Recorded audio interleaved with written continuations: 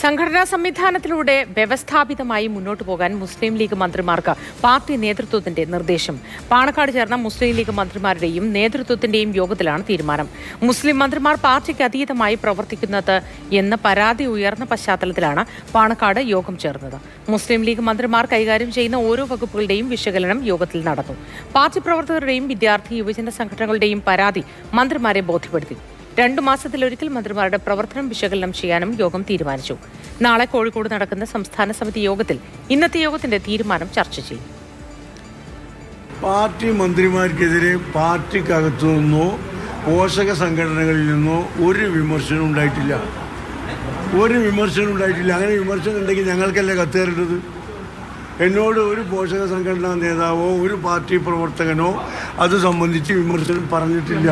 പുറത്തു വന്ന് യൂത്ത് ലീഗിൻ്റെ പ്രമേയമാണ് എന്ന് ഞാൻ പറയണമെങ്കിൽ എനിക്കതിൻ്റെ ഒരു കോപ്പിയെങ്കിലും കിട്ടണ്ടേ, അല്ലെങ്കിൽ പാർട്ടിയുടെ ഏതെങ്കിലും വേദിയിൽ കിട്ടണ്ടേ? അതുകൊണ്ട് അതൊക്കെ വാസ്തവമാണ്.